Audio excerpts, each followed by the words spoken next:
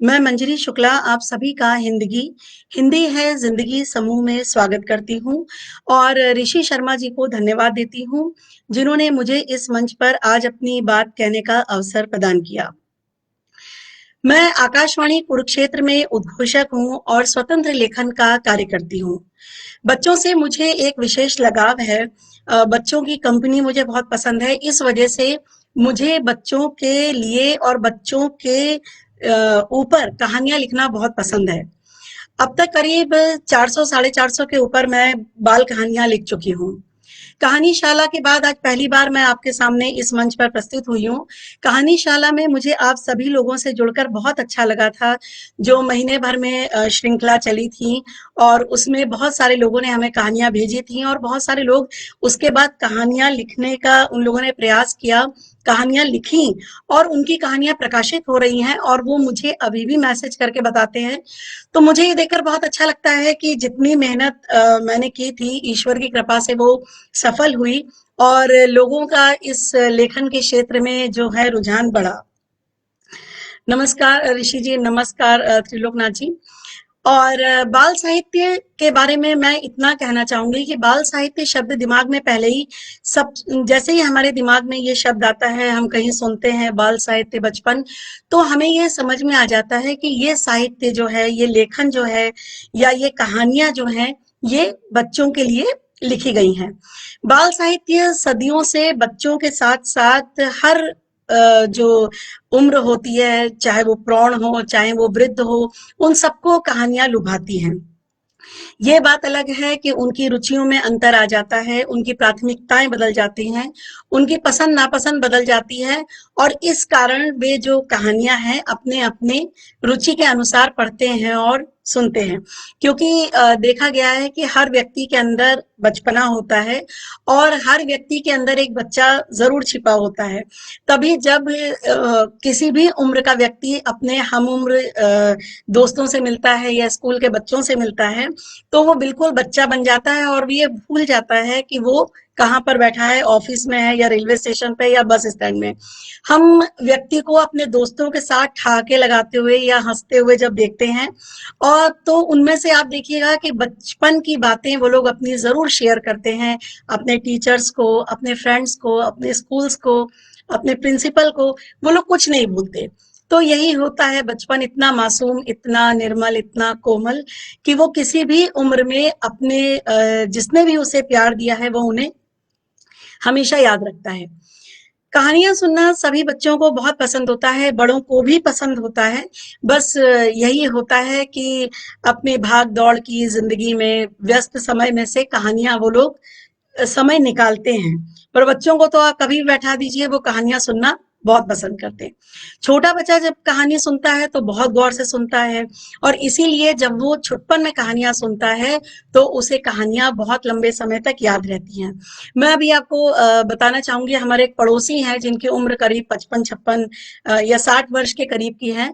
तो वो अपने नाती पोतियों को वो कहानियां सुनाते हैं जो कहानी उन्होंने बचपन में अपनी दादी नानी से सुनी थी और वह बड़े हंसते हुए बड़े मजे से बताते हैं कि ये कहानियां उन्हें इसलिए याद हैं क्योंकि उनकी दादी जब उन्हें वो कहानियां सुनाती थी या नानी जब उन्हें कहानियां सुनाती थी तो वह उन्हें इस दुनिया का सबसे महत्वपूर्ण बच्चा मानकर सुनाती थी। तो देखा जाए तो कहानी सुनाना भी एक कला है कि हम जिसे कहानी सुना रहे हैं उसे इतना महत्व दें, उसे इतना महत्वपूर्ण बना दें, इतनी इंपॉर्टेंस दे दें कि वो हमारी कहानी को पूरी तल्लीनता से, हमारी बात को पूरे ध्यान से सुने।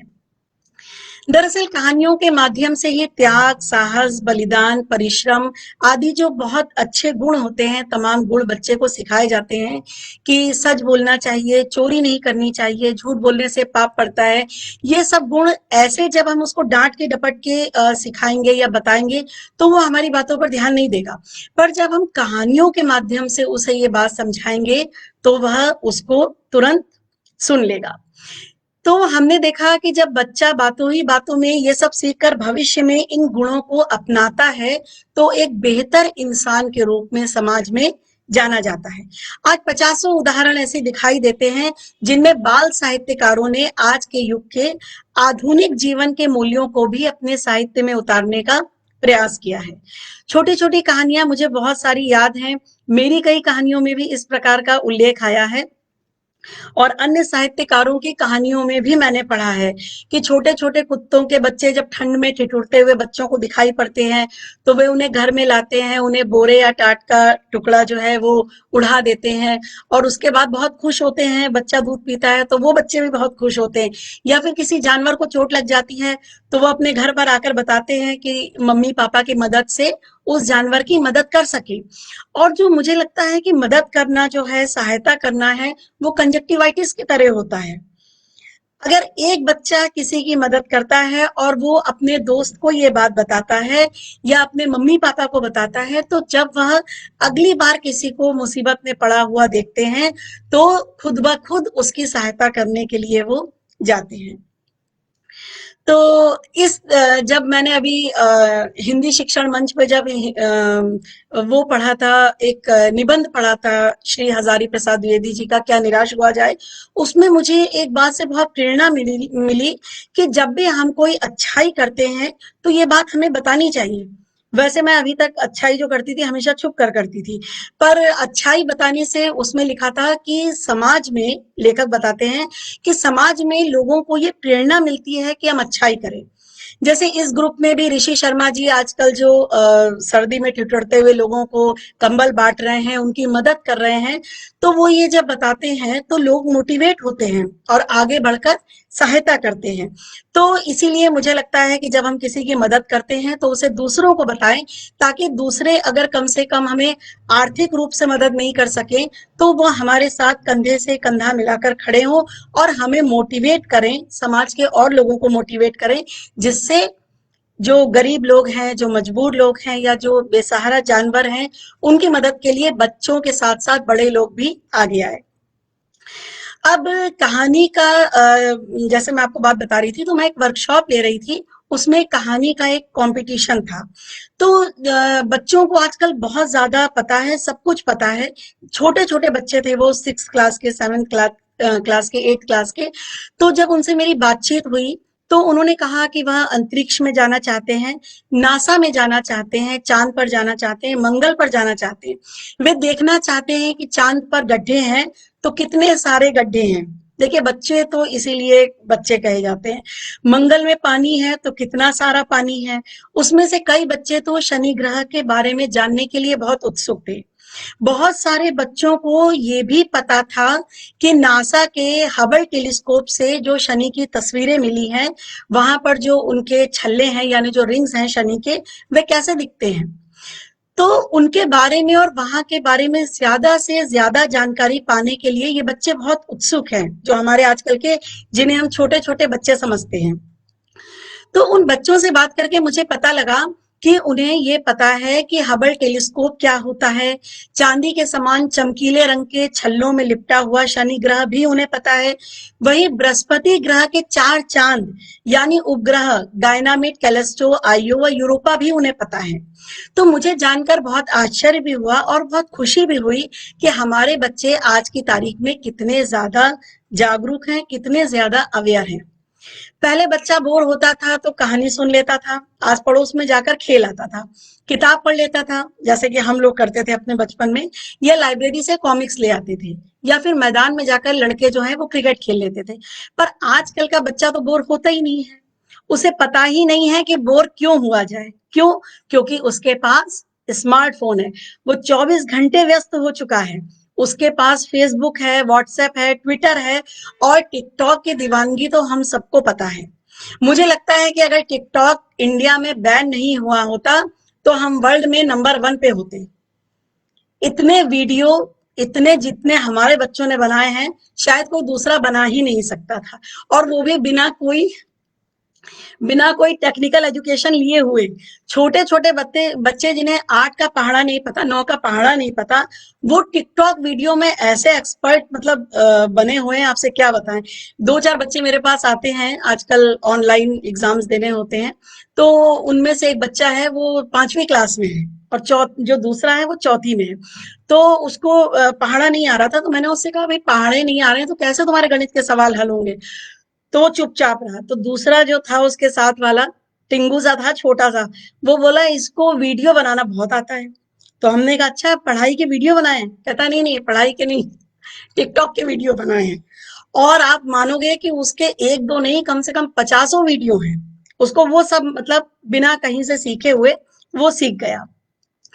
तो कुल मिलाकर स्मार्टफोन ने बच्चे की जिंदगी को पूरी तरह से अपने कंट्रोल में कर लिया है। अब मैं देखती हूँ कि बच्चों के पास एक बहाना हो गया है कि क्या करें, पढ़ाई करते करते थक गए हैं, क्या दिन रात पढ़ाई करते रहें, इसलिए वीडियो गेम खेल रहे हैं। मतलब अगर बच्चा पढ़ाई कर रहा है तो वो हमें ये बता रहा है कि अगर हम पढ़ाई कर रहे हैं तो हमें मूड फ्रेश करने का पूरा हक है।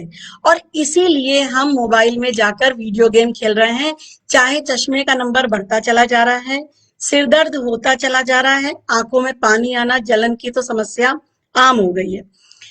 -1 नंबर -4 हो गया है, इसकी उन्हें कोई परवाह नहीं है। मैंने एक बच्चे से कहा कि अगर तुम्हारी आंखों का नंबर इसी तरह से बढ़ता चला जा रहा है तो तुम आंवले का जूस पिया करो। तो वो बोला मैंने तो जूस पिया था। मैंने कहा अच्छा। और मैं अभी पूरी तरह से खुश भी नहीं हो पाई थी कि वो बोला, और हमने उसको पीते ही औंक दिया। तो और अब हम कभी वो जूस पिएंगे भी नहीं। तो बच्चा एक तरह से नहीं समझ रहा है कि अगर एक बार चश्मा लग जाएगा तो उसका उतरना नामुमकिन हो जाता है। अभी तो मोबाइल की जरूरत है, ऐसा कोरोना वाला पीरियड चल रहा है, जब तक कि ये वायरस खत्म नहीं हो जाता, क्योंकि जान है तो जहान है।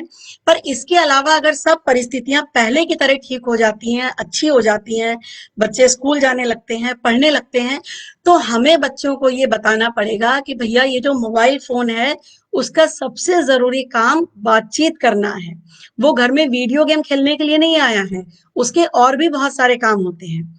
कई लोग होते हैं जो इस बात को बहुत बढ़ा चढ़ाकर भी बताते हैं। एक लेडी है, उन्होंने कहा कि अरे आपको पता है हमारा 3 साल का नाती बहुत बुद्धिमान है। तो मैंने पूछा अच्छा क्या मतलब क्या उसने ऐसा कर लिया।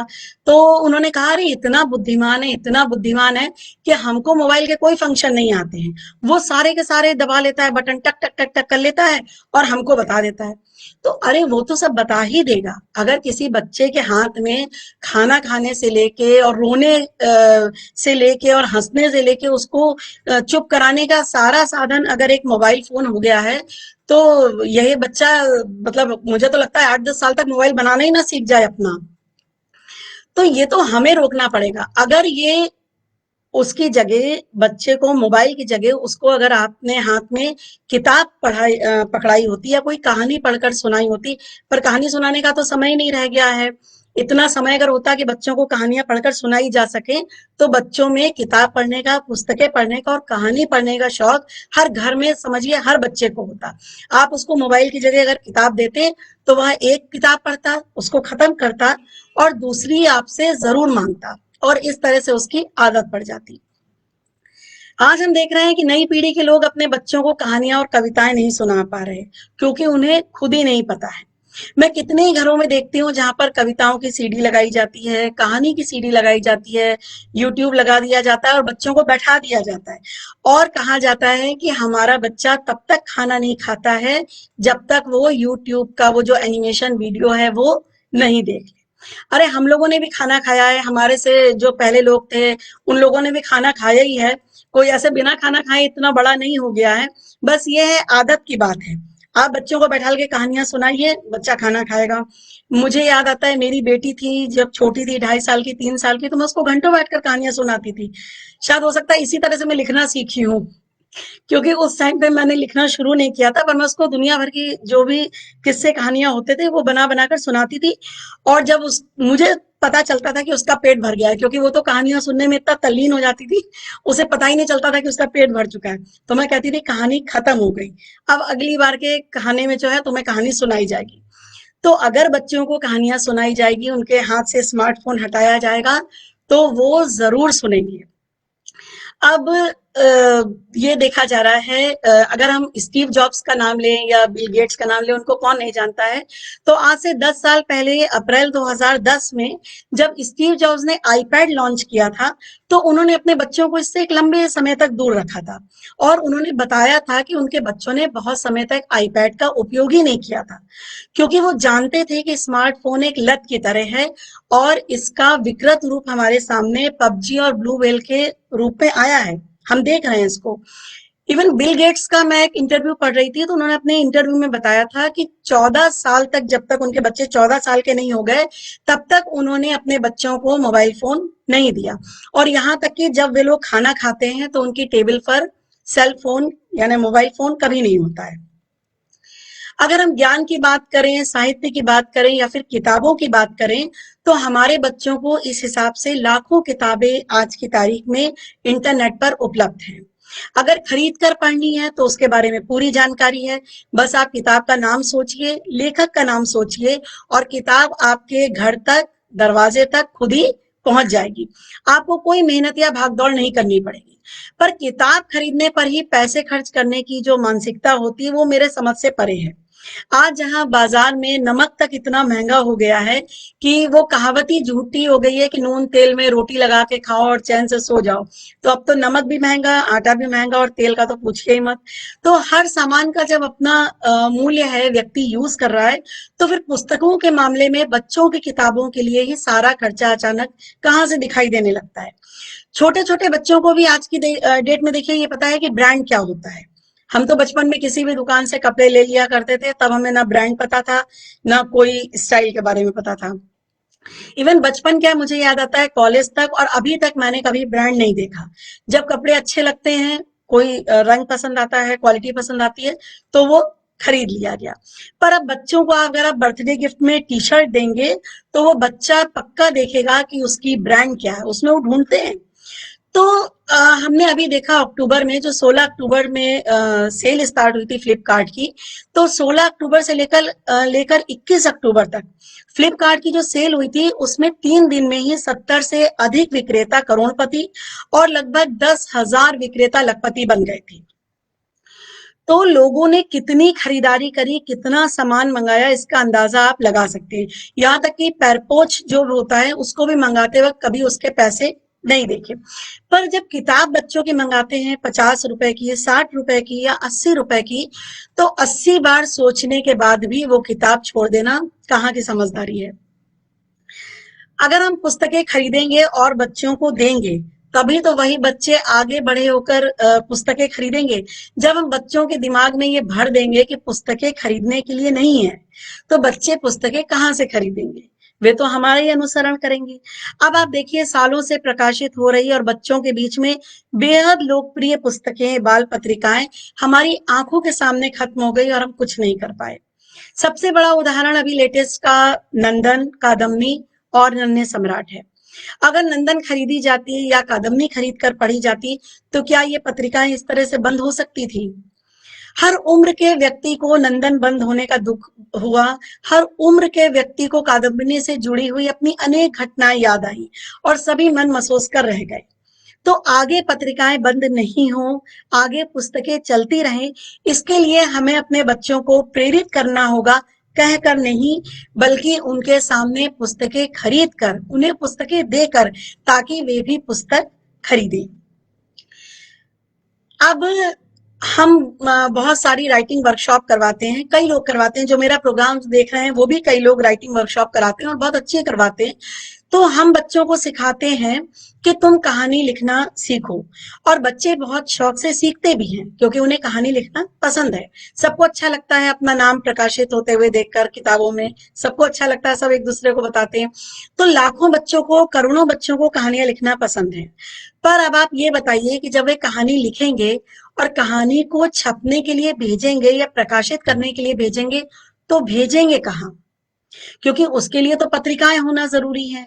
अगर यही बच्चे जो कहानी लिखना सीखते हैं या कहानी लिखते हैं और या कहानियां पढ़ते हैं, तो आगे जाकर उन्हीं पुस्तकों में उनकी कहानियां प्रकाशित होती है और वे बहुत नामचीन लेखक बन सकते हैं, बन जाते हैं। साधारण सी बात है, खाना खाने से पहले उसे पकाना पड़ता है। उसी तरह से अगर हम चाहते हैं कि हम कहानी लिखें, कहानी पढ़ें और हमारी कहानी प्रकाशित हो, तो हमारी ये कोशिश होनी चाहिए कि जो पत्रिकाएँ बाज़ार में बिक रही हैं, प्रकाशित हो रही हैं, उनमें कम से कम अपनी पसंद की, अपनी रुचि की पत्रिकाओं को खरीदा जाए। बच्चों के विषय में मैं अंत में एक बात और कहना चाहूंगी कि बचपन बहुत सारी चीजें सीखना चाहता है, जानना चाहता है। और अगर कोई बच्चा अच्छा गायक है या चित्रकार है, तो हम उसे लेखक बनने से ना रोकें, बागवानी करने से नहीं रोकें। हम उसे ये नहीं कहें कि अगर तुमने एक हॉबी क्लास ज्वाइन करी है, अगर तुम गाना सीखने जा रहे हो तो तुम डांस मत सीखो, या तुम डांस सीखने जा रहे हो तो तुम बैडमिंटन खेलना मत सीखो, और अगर तुम बैडमिंटन खेलने जा रहे हो तो बागवानी नहीं सीखो। क्योंकि ऐसा नहीं होता। कई बार बच्चों को कई एक साथ कई चीजें करने में बहुत मजा आता है। मतलब उसकी इच्छा को एक परिधि में बांधा नहीं जाए और बांधना नहीं चाहिए। जैसे प्रेम को किसी परिधि में नहीं बांधा जा सकता है, भावनाओं को किसी परिधि में नहीं बांधा जा सकता है, विश्वास की कोई सीमा तय नहीं करी जा सकती है। उसी तरह से बच्चा भी ऑलराउंडर हो सकता है। वो एक साथ कई चीजें कर सकता है, कई क्षेत्रों में प्रतिभावान हो सकता है। तो हमारी जिम्मेदारी है कि हम उसकी इच्छाओं का, उसकी भावनाओं का पूरी तरह से सम्मान करें और उसे आगे बढ़ने में सहयोग करें। अगर कोई छोटा बच्चा है, आप ये देखिए, मुझे अपना बचपन याद आता है और मुझे लगता है जो लोग ये प्रोग्राम सुन रहे हैं उन सबको ये बात याद है कि हम लोग अपनी फैमिली के साथ कहीं जाते थे, अपने परिवार वालों के साथ में, तो क्या होता था कि सब लोगों को चाय दी और हमें नहीं दी और हमसे पूछा भी नहीं। तो वो जो था, वो जो अंकल या आंटी जो हमें नहीं पूछते थे या हमें नहीं देते थे, वो आज 40 साल होने पर, 35 साल होने पर भी हमें याद है। क्यों? क्योंकि वहां पर हमें प्रॉपर रिस्पेक्ट नहीं मिली। हमें ये लगा कि यहाँ पे 15 लोग बैठे हैं, 10 लोग बैठे हैं, सबको तो चाय मिली, हमें नहीं मिली। और जबकि उन्होंने इस बात को ध्यान भी नहीं दिया होगा। उन्होंने सोचा होगा अरे इतने छोटा सा बच्चा है, कोई चाय पिएगा। पर हमें लगा हमारी मान सम्मान में कमी हो गई। तो बच्चों को हमें प्रॉपर मान सम्मान देना चाहिए। वो इस बात को बहुत ऑब्जर्व करते हैं। अगर आप किसी फ्रेंड को एक बार ऐसे कुछ बोल देंगे तो वो भूल जाएगा, पर अगर आप किसी बच्चे को बहुत सीरियसली कोई बात कह देंगे तो वो कभी नहीं भूलेगा, ना आपको भूलेगा ना आपकी बात को भूलेगा। आपका कहा हुआ एक वाक्य उसके लिए प्रेरणा बन सकता है। आपका कहा हुआ एक वाक्य उसको कहाँ से कहाँ ले जा सकता है। ये बात आप कभी नोटिस करके देखिएगा और बच्चों से पूछ कर देखिएगा। तो जब एक बच्चा बहुत सारे क्षेत्रों में अपनी प्रतिभा दिखा सकता है, इसका मैं एक बहुत सुंदर उदाहरण देकर ये कार्यक्रम का समापन करूंगी। तो जैसे उदाहरण मैं आपको देना चाह रही थी बाबा सत्यनारायण मौर्य जी का। आप में से कई लोगों ने उनका नाम सुना भी होगा। वो भारत माता की आरती करते हैं, मतलब वो आशु कवि भी हैं।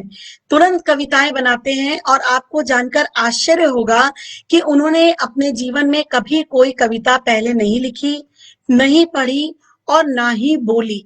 वह बिल्कुल साधु बाबा जैसे रहते हैं और वो बहुत अच्छे चित्रकार भी हैं। देश विदेश में वो ढेर सारे शो कर चुके हैं। अमेरिका में करीब 57 शो वो कर चुके हैं। वो कविता बनाते जाते हैं, सुनाते जाते हैं और साथ में चित्र बनाते जाते हैं, मतलब साथ में पेंटिंग भी करते जाते हैं। अगर वह राम जी पर कोई कविता सुनाते हैं तो वह पलक झपकते ही राम जी का पूरा चित्र बना देंगे आपके सामने, पूरी ऑडियंस के सामने। भारत माता की वंदना करेंगे तो भारत माता का चित्र बना देंगे। अगर भगत सिंह जी की कविता सुनाएंगे तो भगत सिंह का चित्र बनाएंगे। हनुमान जी की अगर वो हनुमान चालीसा पढ़ते हैं तो हनुमान जी को बना देंगे। चंद्रशेखर आजाद का चित्र बनाते हैं तो हूबहू चंद्रशेखर आजाद की पेंटिंग आपके सामने तैयार कर देते हैं।